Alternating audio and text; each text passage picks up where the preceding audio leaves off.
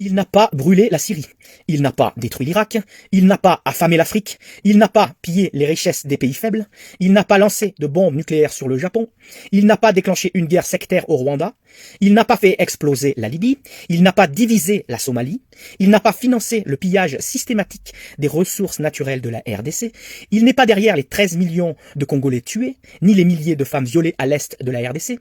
Ils essayent de nous faire croire qu'il est le premier ennemi de l'humanité. Quant à ses adversaires qui ont tué, déplacé les populations, pillé des partis, enrôlé des enfants, sont des démocrates et des humanistes.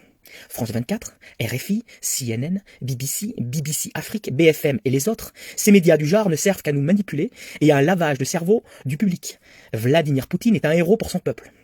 Parlons de l'Ukraine, ce que tout le monde devrait savoir. Cela fait 8 ans, depuis la signature des accords de Minsk, que la guerre est présente en Ukraine. Cela fait 8 ans que les cadavres des indépendantistes du Donbass s'entassent. 14 000 morts à ce jour. Cela fait 8 ans que le pouvoir de Kiev tire et tue son peuple sous le regard du monde occidental qui s'en branle les manettes. Cela fait 8 ans que les Russes demandent le respect du traité de Minsk II qui devait garantir l'autonomie des républiques séparatistes du Donbass et du Lugansk. Cela fait encore 8 ans que l'Europe de l'OTAN, 21 États de l'Union européenne, ferme les yeux sur le massacre des russophones. Cela fait 2 ans, depuis le départ de Trump, que Joseph Robinette Biden casse les couilles à Poutine pour implanter des bases de l'OTAN en Ukraine à 750 km de Moscou. Bordel de merde, à force de faire chier le monde, de fermer les yeux en toute hypocrisie, faut pas s'étonner, au bout de 8 ans, que les Russes perdent patience.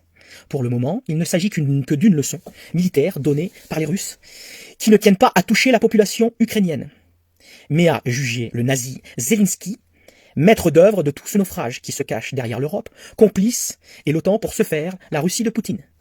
Alors, citoyens français, ouvrez vos putains de yeux et ne jetez pas la pierre sur le seul responsable, montré du doigt Vladimir Poutine. Regardez plutôt vers cette Europe pourrie jusqu'à la moelle, intéressée par les seules richesses de l'Ukraine, qui pendant 8 ans a laissé les russophones se faire massacrer par Zelensky, sachant très bien que Poutine n'aurait d'autre choix que d'intervenir. Honte à vous l'Europe macroniste. Honte à toi l'OTAN de Biden. Honte au nouvel ordre mondial et sa clique sataniste. Que la vérité triomphe. L'OTAN est une calamité qui doit être dissous immédiatement. La bise.